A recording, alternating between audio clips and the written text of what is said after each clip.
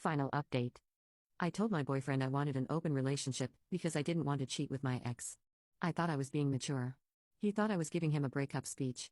A week later, I was single, blocked. And my ex? Turns out he just wanted attention.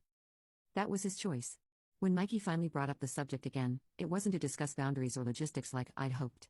Instead, he sat me down and told me he'd been thinking about everything I said, and he'd realized that what I was really asking for was permission to explore a relationship with Chris while keeping him around as a safety net.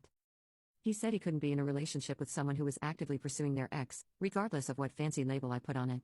He told me that maybe open relationships work for some people, but not for him, and definitely not when one person already has someone else picked out. I tried to argue that he was being dramatic, that lots of people have successful open relationships, that he was letting jealousy cloud his judgment. But he cut me off and said something that really stuck with me. He said, if I wanted to be with Chris, I should just be with Chris. But I couldn't have both of them. He told me he deserved to be with someone who actually wanted to be monogamous with him, not someone who was constantly looking elsewhere. He said the fact that I even suggested it told him everything he needed to know about where my head was at.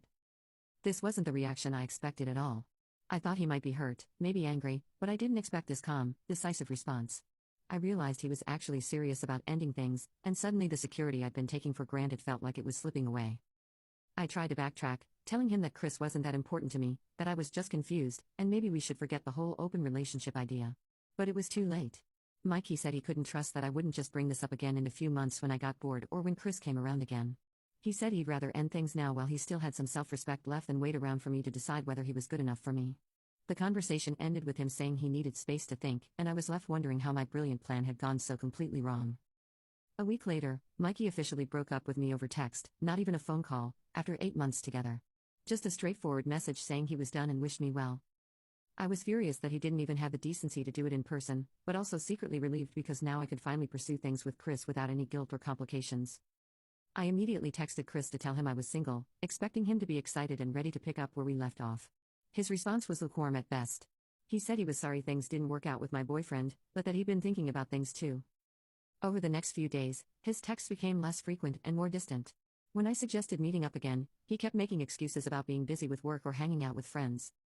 I started getting this sinking feeling that maybe Chris wasn't as interested as I thought he was.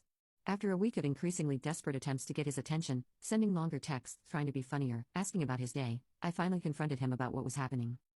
I asked if he was having second thoughts about us reconnecting, if maybe he was intimidated by the fact that I'd just gotten out of a relationship. That's when he dropped the bomb that completely destroyed everything. He told me he'd been seeing someone new, a girl he met through work, and things were getting serious between them. He said that while he enjoyed reconnecting with me and catching up on old times, he wasn't looking to get back into anything complicated. He actually had the nerve to suggest that we probably shouldn't